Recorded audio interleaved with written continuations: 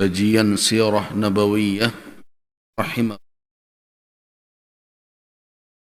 cermati berbagai peristiwa terjadi akhir-akhir ini. Kita mendapatkan yang sangat berharga, mana kita semakin merasakan perlu kita mengkaji kembali sejarah.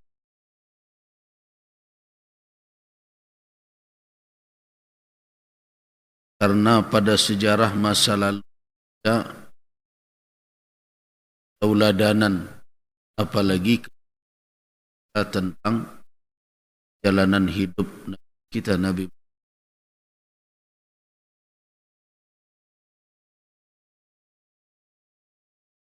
Lihatlah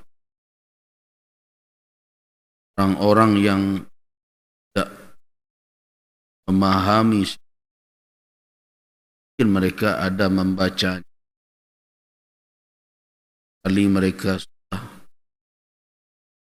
amatkan strata ikan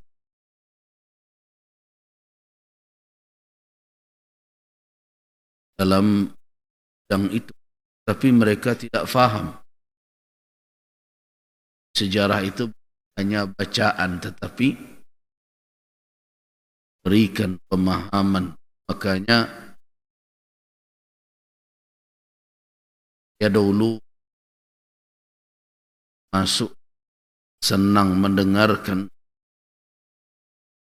arah bacakan, bukan tetapi kita diberi arahan bagaimana memahami makna petunjuk di balik peristiwa sejarah tersebut. Ada dua buku, dua kitab yang rajin saya membacanya dan senang.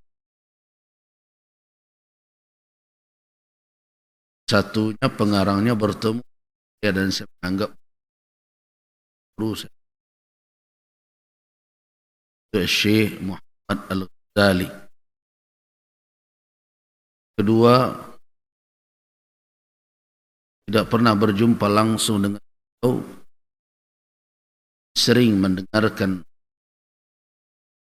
siyah atau beliau, dan saya suka baca buku. Yang pertama Syekh Ghazali rahimahullah,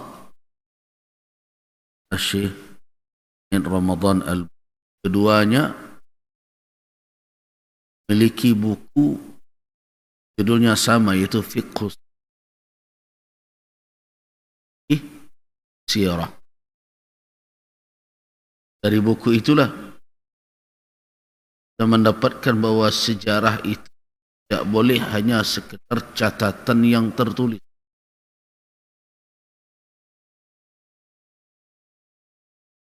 Orang sering mengatakan itu berulang. Dari ungkapan itu sebenarnya seseorang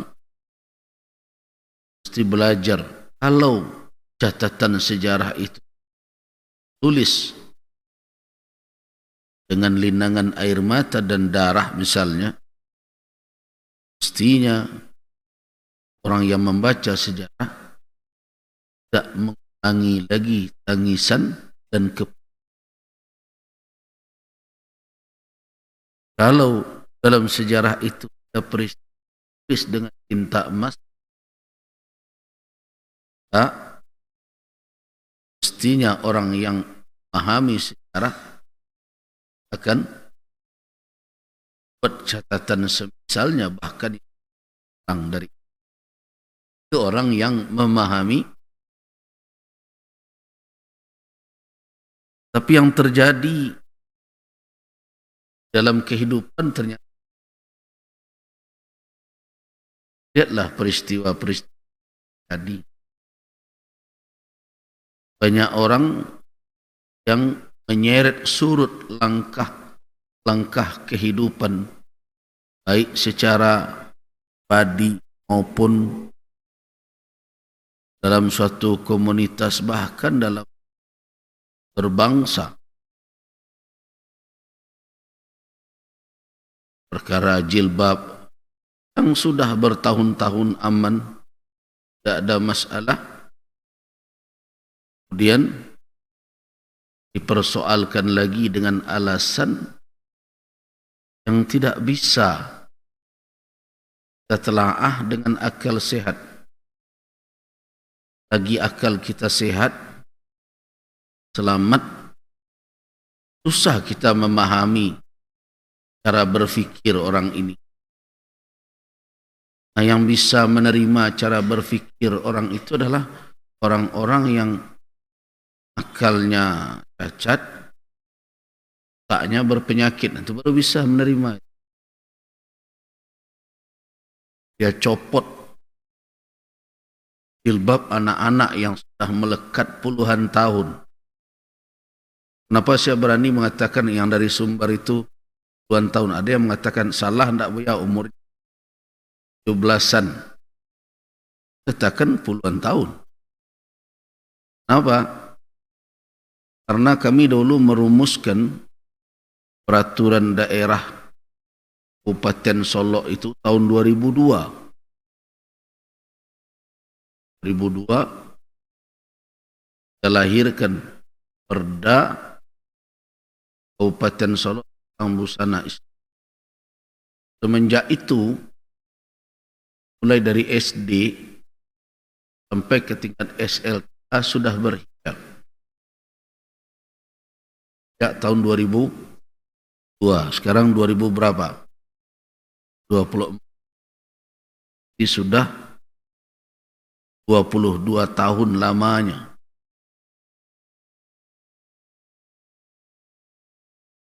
Dan tentu anak tersebut telah berhijab semenjak dari SD-nya. Kalau dia masuk SD sejak umur 7, sekarang umurnya sudah 17 tahun, sudah berapa dia berhijab lamanya?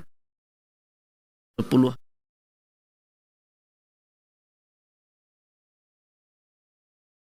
Yang dikatakan tidak dengan maksa dan orang anak ada bersamanya orang yang akan menguruskannya, belanya. Dia dibawa dalam dan disodorkan surat tanda tangan berbagai macam anak remaja seumur yang menyodorkan adalah orang yang kuasa dan bisa juga adalah pelatih berbagai. Secara psikologis itu dia tertekan, itu bisa dikatakan tekanan. Jangankan anak remaja, lihatlah orang-orang yang berpangkat sekarang, penyanggui malah tua, hampir pensiun. Kalau komandan madok tanda tangan, menggigil je lutut ini. Jadi bahasa-bahasa seperti itu menunjukkan sebenarnya adalah sebagai pembuka kedok.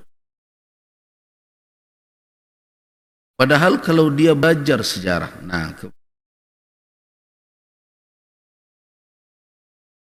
hampir mayoritas, kalau tidak keseluruhan, mulai dari Sabang sampai Merauke sana, yang bangkit melawan penjajahan itu adalah para ulama. Kalaupun ada penguasa yang memimpin perjuangan melawan penjajah, tidaknya di sampingnya ada ulama yang terus mendorong dan membangkitkan semangat umat dan memberikan fatwa kepada para pemimpin tersebut agar mereka pertahankan.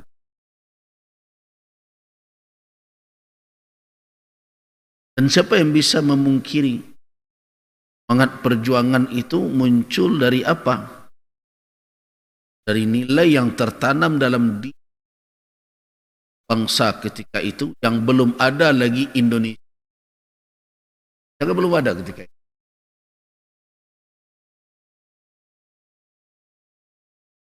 belum ada.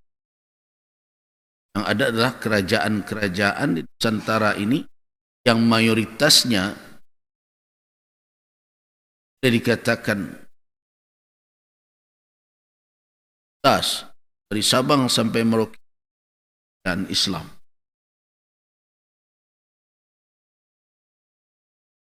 Apa mereka berjuang dan apa yang menyatukan mereka dalam suatu gerakan perjuangan dan apa yang buat mereka berani berhadapan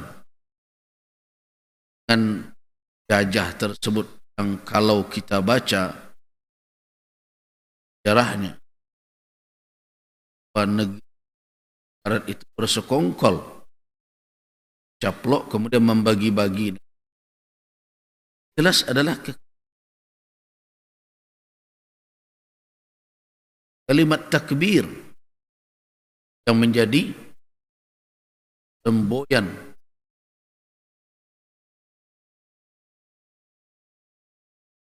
apa itu mereka lakukan. Tak bisa kita singkirkan salah satunya agar kita bisa hidup jalankan tunai. Itulah motif mendasar dari perjuangan seorang muslim agar apa? Agama kita tidak ditindas. Kita tidak dihambat untuk jalankan ibadah. Kita tidak dipaksa untuk berbuat maksiat. Kalau perlu kita punya kedaulatan yang memfasilitasi umat ini taat kepada Allah. Itu adalah tujuan-tujuan perjuangan. Kalau orang membaca sejarah, bisa ia rasakan bagaimana para pejuang itu korbankan apa. Apalagi di ranah Minang ini. Apa yang diperjuangkan dahulu? Tokoh seperti Imam Bonjol,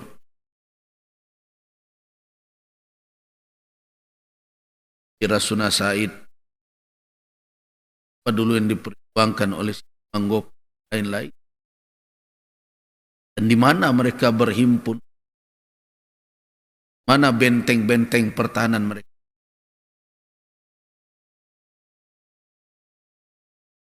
Dan tiba-tiba saja saya juga tidak mengerti kenapa ada orang sikap dan perilaku benar-benar benci dengan Islam. Bisa ya berani mengatakan dari sikap, perilaku, pernyataan-pernyataan sangat benci dengan, walaupun dia pernah jadi rektor Universitas Islam. Saya diberi kedudukan jadi pembina, jadi pimpinan dari badan seperti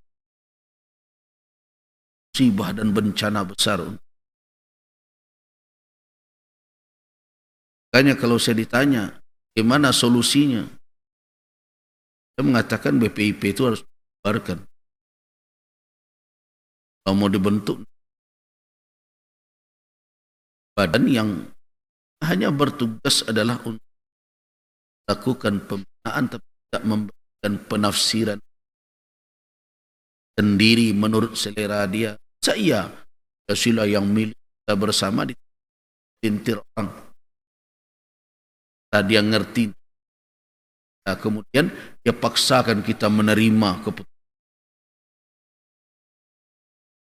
Pancasila itu mesti ditafsirkan oleh rakyat yang menjadi pemiliknya. Rakyat menafsirkan siapa? Ya, melalui wakilnya. PR yang mesti menafsir, yang boleh menafsirkan, menjelaskan. Nanti badan-badan seperti itu yang menjalankan tugas-tugas. Tapi inilah. Nah, ini menjadi sejarah sekarang. Di kasus pencopotan jilbab anak-anak kita itu menjadi catatan sejarah kelam. Saat kita sedang didera oleh berbagai macam musuh, bencana kemaksiatan, ada LGBT yang menghantam lembaga institusi pendidikan, narkoba, pergaulan bebas, rapuhnya rumah tangga, kemerosotan akhlak dan moral. Semua itu tidak bisa kita bantah. Ini catatan sejarah kita hari ini yang akan dibaca oleh anak cucu. Tapi tidak dengan tinta emas ditulis itu, dengan tinta hitam, kan merah. Apa yang terjadi hari ini? Orang-orang yang diberi amanah buat kita kecewa, entah kebijakannya, bahkan akhlak dan perilaku.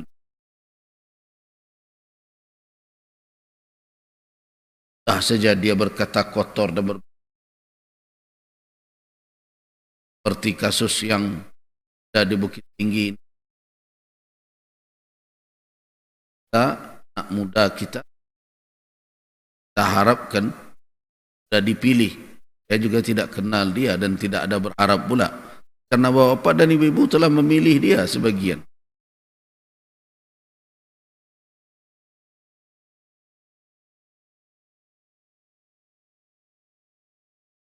Kawan sudah sibuk, tak tanya.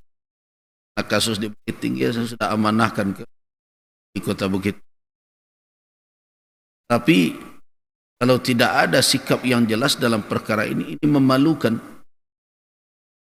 Berharap tokoh-tokoh di Runah Minang ini berhentilah membuat malu. Lama susah juga membentuk umat, memberikan arahan. Mereka membuat malu kita setiap saat. Saya ada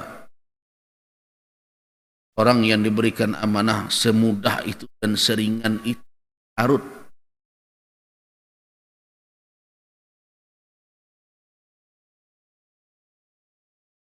Rasih mana keceknya tu.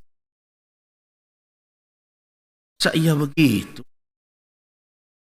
Terus tidak bisa didiamkan hal itu. Kalau didiamkan itu akan menjadi apa? Jadi contoh buruk bagi yang lain. Mana perkara akhlak anggap enteng. Saya berharap mereka yang berada di gedung hormat yang merasa menjadi wakil rakyat harga diri, ambil sikap terhadap orang yang telah terdedah perangainya di hadapan orang banyak. Sudah terdedah, sudah tersingkap. Ya, jangan menjadi pergunjingan umum seperti harus diputus itu. Terlalu lama melekatkan aib dan malu. Ambil sikap segera.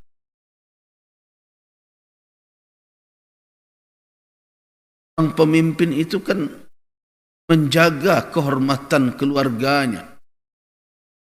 Kalau orang-orang yang di gedung yang jadi wakil rakyat itu rasa bahawa Bukit Tinggi ini adalah keluarganya, anak kemanakannya.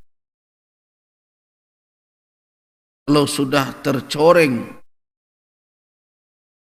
malu, tugasnya untuk menutupi selagi bisa ditutup. Kalau malu tercoreng di punggung, bisa ditutup dengan baju. Tapi kalau sudah tercoreng di kening, kalau lai busuk tak sarwe, uang dan sarwe itu harus berani. Kalau dia takut dengan amanah dan tahu dia bahwa yang seperti itu membuat apa? Buat malu bagi negerinya. Nanti ulama pula yang dicaci maki. Tak adakah ulama bernasihat? Apa lagi yang tidak dinasihat? Dengan cara bagaimana lagi kami menyampaikan? Jagalah akhlak. Pemimpin itu menjadi qudwah. Ingatlah apapun perintah, keputusan, akan mentah segala perintah keputusan itu kalau yang mengeluarkan perintah itu berperilaku tak bersesuaian dengan apa yang sampai. Karena itu pemimpin harus menjadi qudwah.